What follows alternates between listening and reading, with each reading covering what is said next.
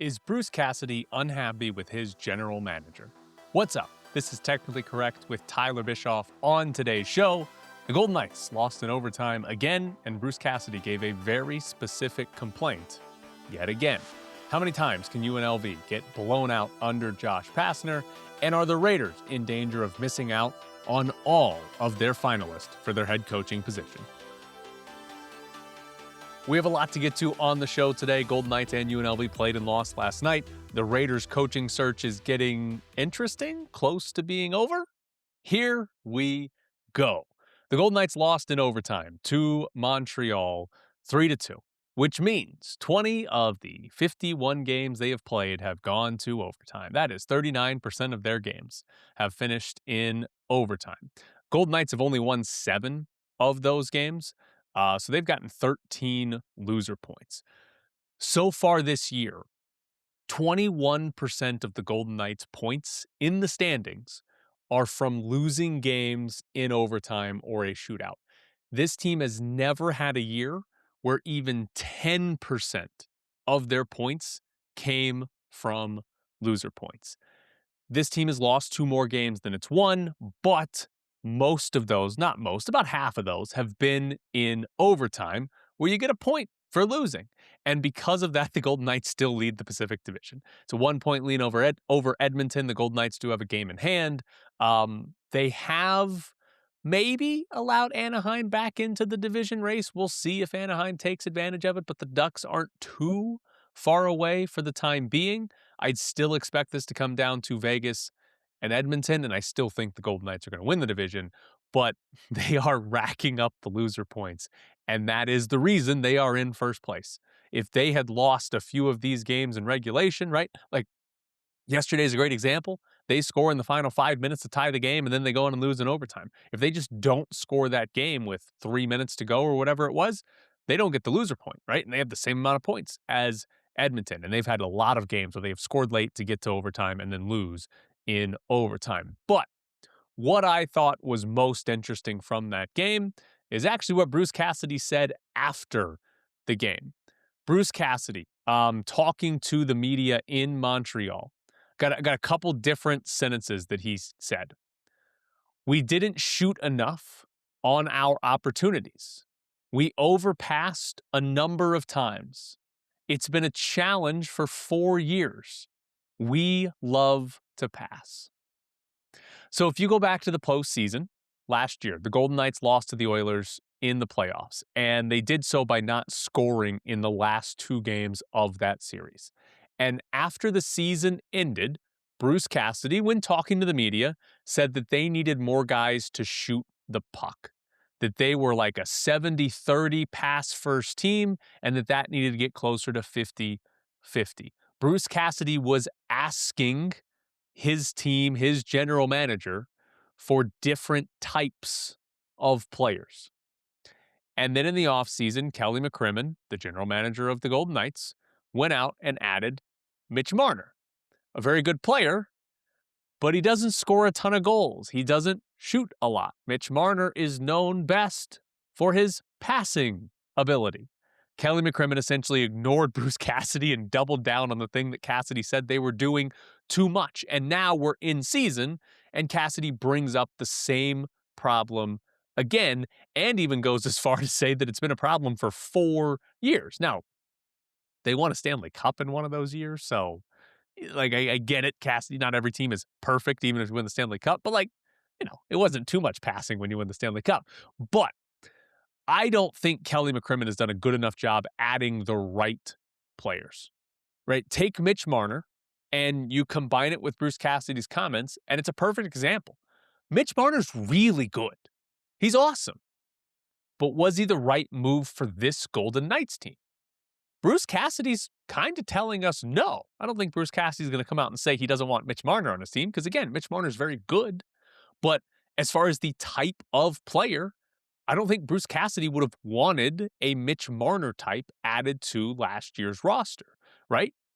They get eliminated and they don't score goals again, and it's a lack of shooting that the head coach identifies as a problem. We'll look back and say, oh, why the hell did they add Mitch Marner? He was exactly what they already had on the roster and not what the head coach was asking for. And like right now, the Golden Knights don't have enough centers.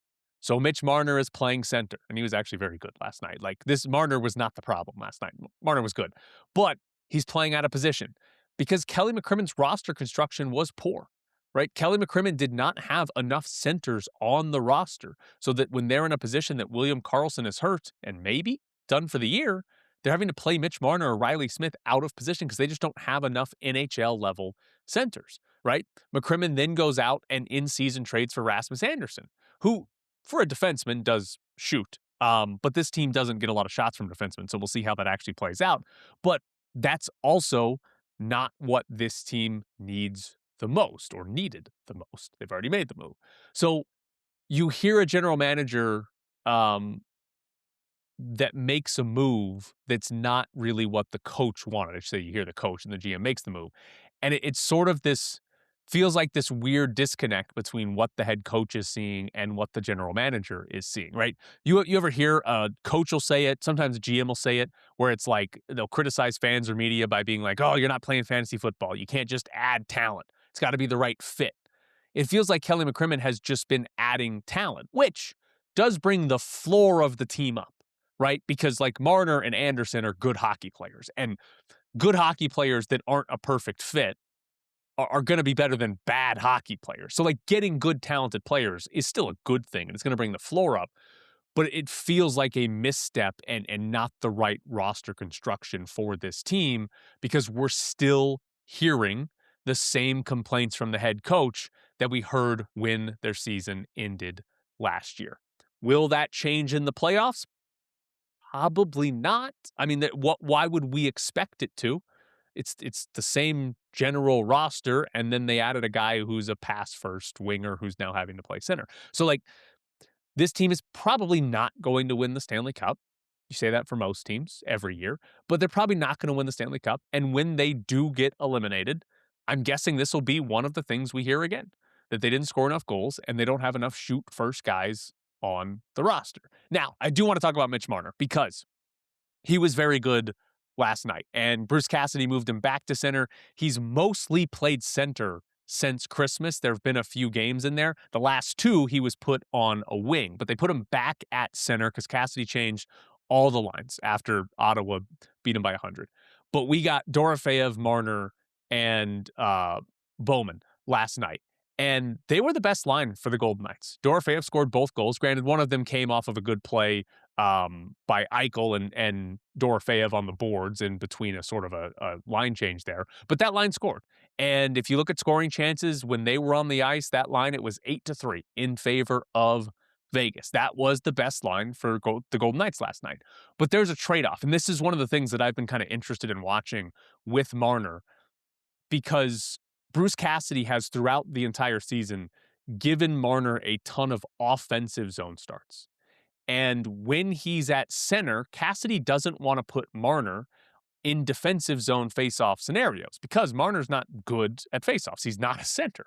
And so Cassidy doesn't want them to lose these faceoffs in the defensive zone and give up goals. So last night, the Marner line did not take a single defensive zone faceoff, which means the other lines have to take the defensive zone faceoffs. Jack Eichel and Mark Stone's line are the ones that took the most defensive zone faceoffs. Hurdle's line took the second most, but they still didn't take a lot. It was mainly Eichel and Stone. There's a very strong correlation between offensive zone faceoffs and scoring goals, scoring chances, all of that. There's a very, very strong correlation between that. The more offensive zones you have, faceoffs you have, the more likely you are to score as a line, as a player. And the inverse is true for starting in the defensive zone. So is it worth it to have Marner playing center, never giving him defensive zone faceoffs, if that subtracts from the offense that you get from Eichel, Stone, and Hurdle? Last night, yes. Marner and Dorofeyev, that line, they scored the 2 goals, right? And if you get 2 goals out of a line, that's worth almost anything you do. You get some more production from the other guys, right? Last night, yes. I think overall, though, I don't know if that line scores enough, if a Marner at center line scores enough to actually be worthwhile making Eichel and Stone play everything in the defensive zone. So that's the trade-off you have when Marner is at center and Cassidy doesn't want to put him in defensive zone faceoffs. He was very good last night. If it's going to be that way, he's got to be very good. They've got to produce goals every game, basically. Otherwise, you're asking Eichel to start all your shifts in the defensive zone and then go score goals for us, which is, he's very good. He'll do that sometimes, but probably not enough to justify it. One other big thing from this game. Is Akira Schmid the best goalie on the team? Feels like it, right? It does feel like Akira Schmid might be the best goalie on the team. He's played in the most games because he's been healthy, which is something Carter Hart and Adin Hill have not been, right? And that's valuable. But he's also got the best save percentage on the team and the best goals saved above average on the team. It's negative 0.72, so it's still just slightly below average. It's not good, but it's better than everybody else the Golden Knights have put out there. And this is sort of what I bring it back to. Does the front office trust Akira Schmid? This is the most he's ever played in a season. First time he's ever had 20 starts in a season. So this workload is entirely new. And there's no real way to look back and say, oh, look, Schmid was good and he's the goalie. But does the front office trust him? Because the rest of the goaltending has been dreadful. And I talked about Adin Hill earlier this week. If Adin Hill continues to play like he has, he's not going to be the starting goalie when this team gets to the playoffs. But how much good or average Adin Hill does the front office need to see to make him the starter in the postseason? Because I'd put it to you this way. If the playoffs started now, I think you have to go Akira Schmid in game one. I think you have to do that. You haven't seen play out of Adin Hill to trust him in a playoff series. So between now and the end of the season, how many good games out of Adin Hill do you need to see? Does he need to be good for his last 10 starts? Is it only his last 5? What if he's just average for his last 10? He's not good. He's just average for is that enough? And this is like, I am fascinated by this position because the Golden Knights have not had good enough goaltending to win a Stanley Cup. What they've put out this season is nowhere close to good enough. Is it worth it to just sit back and say, well, someone on this team will figure it out? Whether it's Schmid, whether it's Hill, whether Carter Hart comes back from injury, maybe we'll try Carl Lindbaum again. Somebody will figure it out. Is that the way to do this? Is that the only option? Because trading is going to be very difficult. Right now, I'd say Akira Schmid's the right answer. But the real problem is I don't think there is a right answer to this because Akira Schmid is the right answer doesn't sound like a great answer. I don't know that any of the choices are good unless Adin Hill starts playing like Adin Hill has played in his past for the Golden Knights. If Adin Hill comes back and we get, it could start in the next game. He's probably going to get 5 starts before the trade deadline, a few of them here before the Olympic break and then a few after. If Adin Hill starts to look good now and after the trade deadline, Adin Hill still looks good, then that's your guy. But if Adin Hill looks this bad, he can't be your guy. If Adin Hill looks a little bit better, he still probably can't be your guy. If Adin Hill's average, maybe. But this is sort of a fascinating position because the Golden Knights are going to have to figure it out, and they've got some time here, but I just don't know that there is a truly good answer for the Golden Knights and the goaltending position. Battle Blast, been serving Las Vegas since June 2012 with the very best in family entertainment. We are proud to provide the best facility, equipment, and service possible. Strap on laser tag vests, step into the 5,600 square foot 2-story arena designed to look like a worn-torn city street. An exciting atmosphere filled with exhilarating music, blacklight effects, and fog. Battle Blast also features a viewing deck for those not playing can watch players vest up and catch a view of the action going on in the arena. In between games, check out our arcade and prize center and enjoy tasty treats from our snack bar. Birthday parties, sports teams, group outings, and corporate events. Battle Blast does it all. We want to make your Battle Blast experience so good you'll want to return again and again. Battle Blast is the ultimate destination for family fun and friendly competition.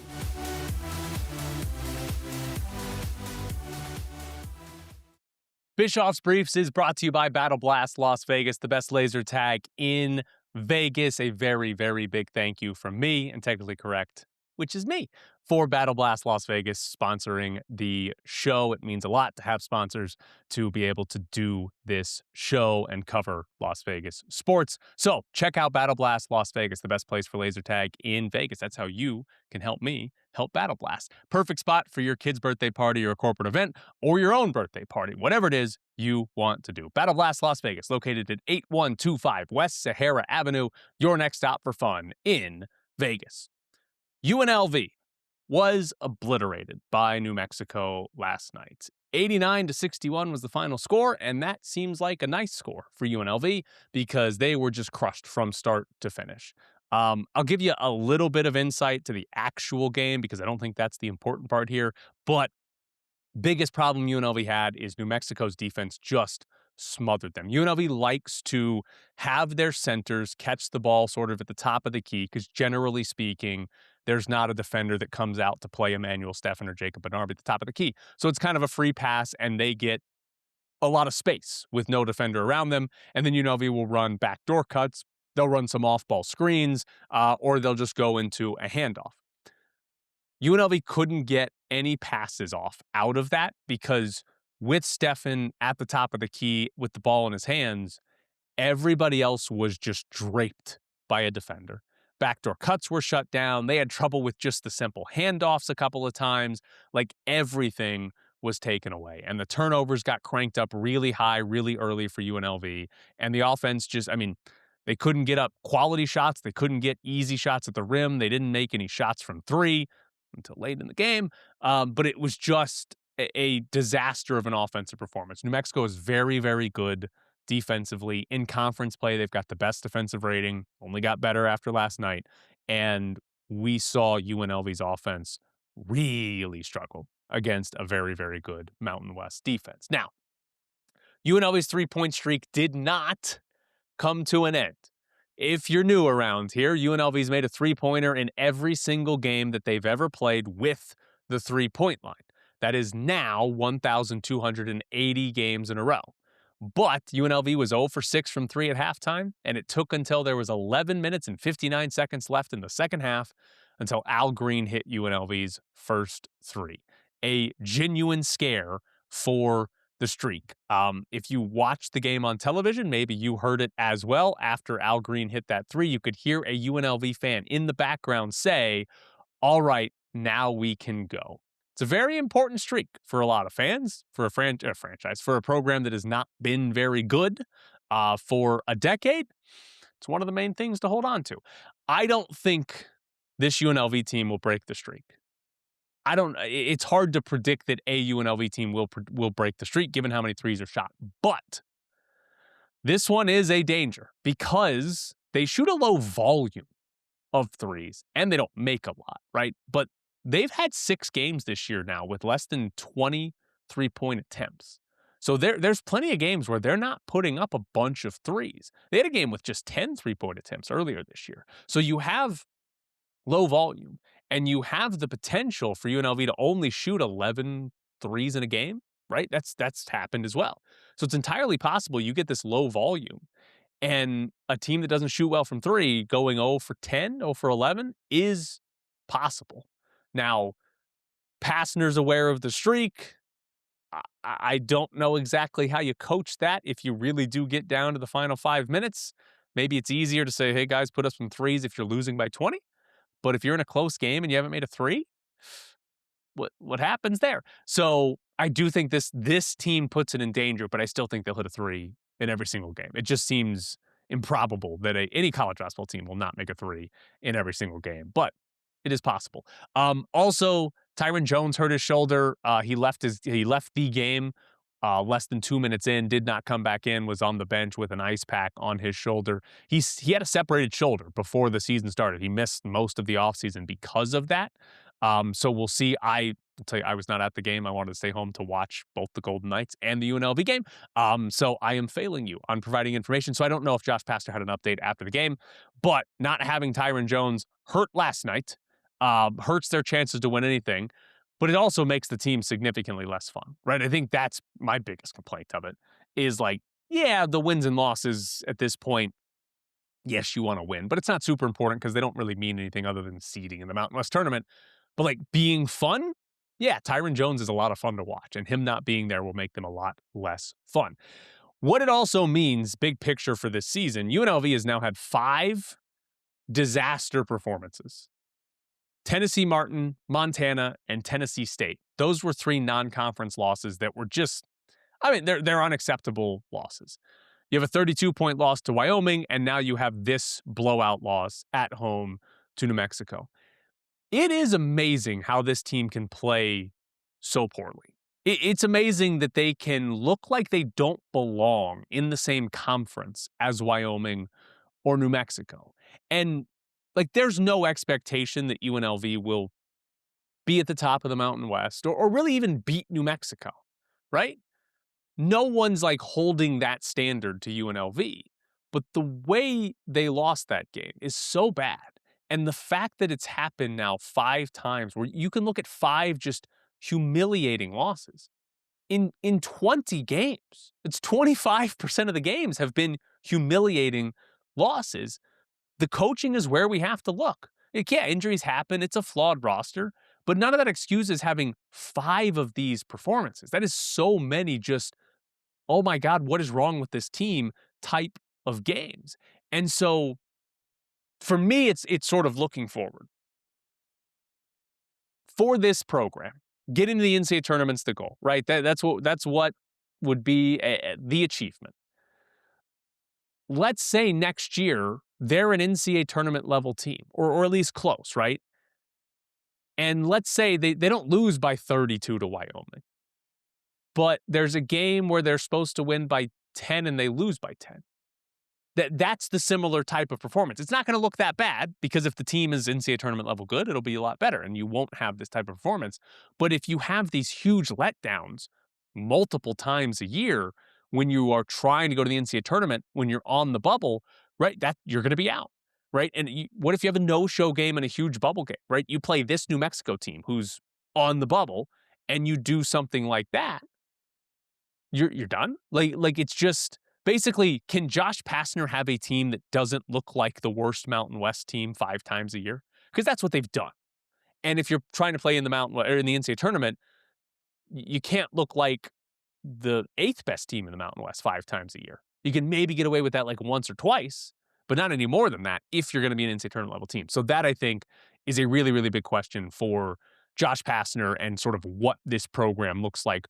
Is there consistency from UNLV on a game-to-game basis under Josh Pastner? Now, I do have a couple of things outside of Las Vegas sports that I do want to hit on. First off, Bill Belichick is not going to be a first-ballot Hall of Famer. Apparently, there are 50 votes to get into the Pro Football Hall of Fame, and you need 40 of them, and Belichick did not get 40 of them his first time on the ballot. I'll be the first one to like make fun of Belichick for whatever the hell's going on at North Carolina, and to say it was all Tom Brady at New England. But who isn't voting for him for Hall of Fame? I know there were some stories out there yesterday that was like, oh, the voters are punishing him for Spygate and Deflategate. But like, that's not what the Hall of Fame is about. What are we doing there? Like, it's like, oh yeah, we're going to vote him in his second year, but we got to punish him a little bit. Like, that's dumb. The other part is, who cares if it's first ballot? If you're the voter, like, what's it matter if the guy's first ballot? That part's always been weird to me. That it's like, oh yeah, we're gonna vote on this guy for Hall of Fame. He'll probably get in on his 4th or 5th try. What? What changed in the guy? They're retired. What changed? It's always weird to me that it's like, yeah, he's not a first ballot guy, but he'll get in 7th chance, something like that. That just seems weird. Who's voting that's like, I didn't think this guy was a Hall of Famer, but now 6 years later, when that guy's been retired the entire 6 years, I'm going to put him in. Very strange. Also, I won't do this too often. Well, until the summer. Then I'm going to do it a lot with the World Cup. But Champions League today, noon Pacific time. It's the last day of the group stage, which means there are 18 games that start at the same time. This is my advice to you to watch it. If you're working, I'm sorry. But this is my advice for you to watch it. The way this tournament works, the top 8 teams after group play advance to the round of 16. Teams that finish 9 through 24 go into a playoff to determine the other 8 teams that go to the round of 16. So right now, 32 of the 36 teams can still advance to the next round. There's only 2 teams, Arsenal and Bayern Munich, that have already clinched a spot in the top 8, which means pretty much all of these games, 18 at one time, have some impact on sending teams to the next round of the Champions League. And again, they all play at the same time. So you are going to have goals in like other games that impact 5 other teams and whether or not they're advancing or whatever. It's going to be phenomenal because again, 3 through 32 are all playing for something on the final day, all at the same time. Watch some soccer. Do it. You know you want to. But Bischoff's Briefs is brought to you by Battle Blast Las Vegas, the best laser tag in Vegas. Have your next birthday party at Battle Blast. If you book the party package, you will get a private party room, a dedicated party host, pizza, soda, arcade tokens, and laser tag. If you book it for your kid's birthday and you're like, I really wanted to play some laser tag, you can book a game for the adults as well, or just have your own birthday party there. Battle Blast Las Vegas is located at 8125 West Sahara Avenue, your next stop for fun in Las Vegas. If you want to get in touch with the show, email me at technicallycorrectvegas@gmail.com. If you want to sponsor the show, if you've got anything you want to yell at me about, that is going to be the best place to do it. Or go to my Patreon, patreon.com/technicallycorrect with Tyler Bischoff. I've got bonus content up there that you can subscribe to, and you can get in contact with me about anything and yell at me about anything. So Patreon or my email, either one is a good choice. Now, the Raiders, hopefully, but I want to put a disclaimer here. Given the way NFL coaching searches work, there's a chance you're listening to this and they've already hired a coach. It's entirely possible. Adam Schefter reported that he thought all of the teams that didn't have a head coach were going to hire one by Wednesday. So we'll see what happens, but hopefully not. There is a chance the Raiders miss out on all of the finalists for their head coaching position. Just yesterday, we had 4 names that were apparently considered finalists. Ryan McFadden, who covers the Raiders for ESPN, tweeted out, Joe Brady, Clint Kubiak, Davis Webb, Brian Dable. Those are the 4 finalists. Well, on Tuesday, we got some updates. Joe Brady is taking the Bills' head coaching job. Brian Dable is going to be the Titans' offensive coordinator. And the Broncos fired their offensive coordinator. What all that means, 2 of the 4 are out. Brady and Dable are not going to be the Raiders' head coach unless something really dramatic happens. But the Broncos firing their offensive coordinator is interesting because Davis Webb is the quarterback's coach in Denver. And presumably the Broncos firing their offensive coordinator would mean they want to promote their QB coach to be offensive coordinator. That would make a lot of sense as to why you would fire your offensive coordinator. And so, what's a better job? Being the offensive coordinator in Denver or being the Raiders' head coach? I would think it has to be the Raiders' head coach. Unless you really don't like the Raiders. It's possible. Mark Davis, Tom Brady, you turned off by that. Sean Payton, this is what I'm hoping is happening because it would be very funny. Sean Payton trying to sabotage the Raiders' job, right? Because he got asked in his postseason press conference about Davis Webb possibly taking the Raiders' head coaching job. And Sean Payton said it would be a pain in the ass for him being Davis Webb. So we've already got that. It's a division rival.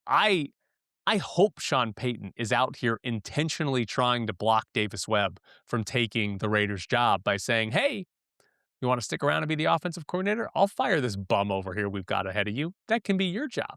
We're going to incentivize you, give you that promotion, right? That'd be great. I kind of love that from Sean Payton, especially, again, as a divisional opponent. Try as hard as you can to screw them over, especially a team you have to play twice a year.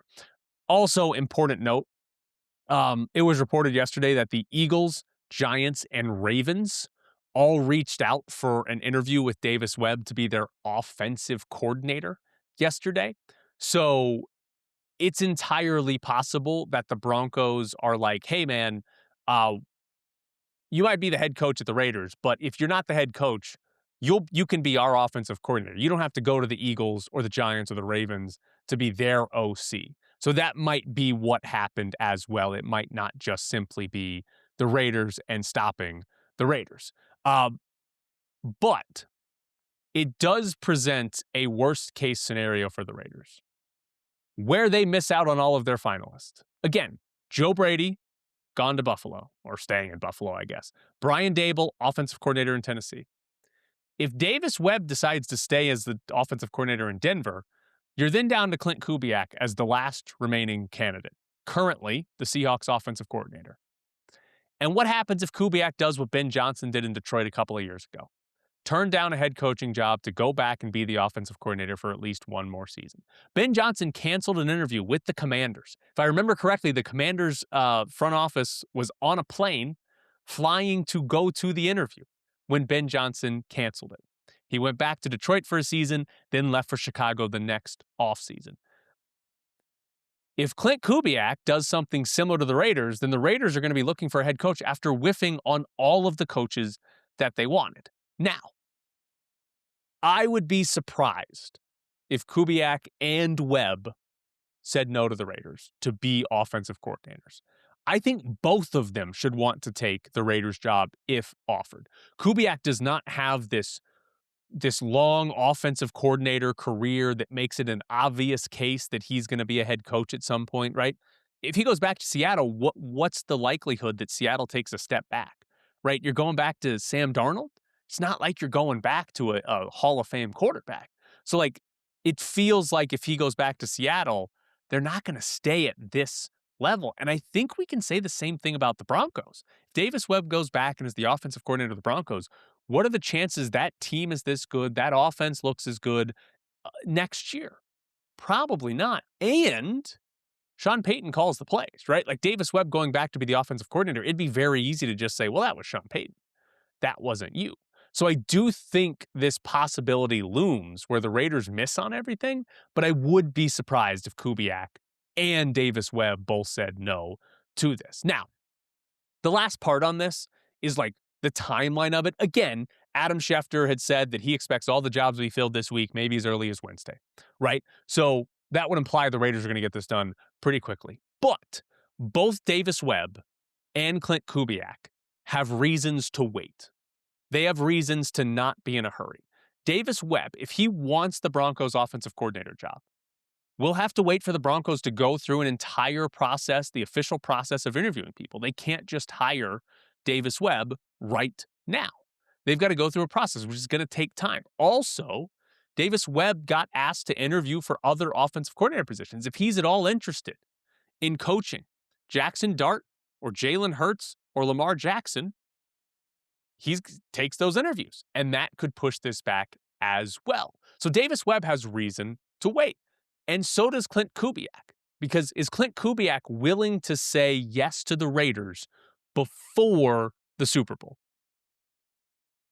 What if he's still undecided on what he wants, right? He's about to coach in the Super Bowl. I can imagine not focusing on what you want for next season is very likely to be happening when you're about to be coaching in the Super Bowl. Personally, if I were Kubiak, I would want to wait until after the Super Bowl to make a decision. Now, obviously, with their 10 open jobs, 7 of them have been filled already, so maybe you can't actually wait. But if I were Kubiak, that's what I would want. So maybe Webb or Kubiak, they say yes soon. They're like, yeah, I want it. Let's do it, right? Entirely possible. And again, that's maybe the expectation. But both of these coaches have reason to wait. And overall, you look at the Raiders, and this is where I look at it and say, I don't trust them. Raiders fired Pete Carroll basically as soon as the season ended. Waited around for Tom Brady, calling games on TV. But now they're one of the last 3 teams to hire a coach this offseason, with Cleveland and Arizona, not the franchises you want to be with. It took the Buffalo Bills 8 days from firing Sean McDermott to hiring their next head coach. The Raiders are on day 23. Does hiring quickly mean better? No, not at all. That's not what's happening here. You don't have to hire the first coach. That's not what makes you good, right? You're going to hire the last coach of the coaching carousel, and it might be the best coach. But I think the issue I have is there's no reason to trust the Raiders process, given what we've seen in the past with Mark Davis as owner, but also what we saw last offseason, where the Raiders swung and missed on Ben Johnson, and their pivot was Pete Carroll. Where the Raiders didn't want Sam Darnold, they swung and missed on Matt Stafford, and the pivot was Geno Smith. The choices that they made last offseason don't really inspire confidence. And the process that we've seen now, it doesn't look awful, but there's not a lot of reason to trust that, oh yeah, don't worry, they're taking care of it. I don't really believe that's the case. One last thing on this, and I want to talk a bit about Joe Brady taking the job in Buffalo. So I don't know if we'll know this. I don't know if this will get reported anywhere or if we'll just have to guess on it. How badly did the Raiders want Joe Brady? Like, will we ever know, like, oh, the Raiders' final four, they wanted Joe Brady first, Davis Webb second, Clint Kubiak third, and Brian Dable third or fourth? Like, will we ever know what the order was? Maybe not. But the Raiders did interview Joe Brady twice, including in person on Monday, the day before the Bills hired him. So they had an interview right before. Did Joe Brady basically say no to the Raiders to take the Bills job? Would make sense to do so.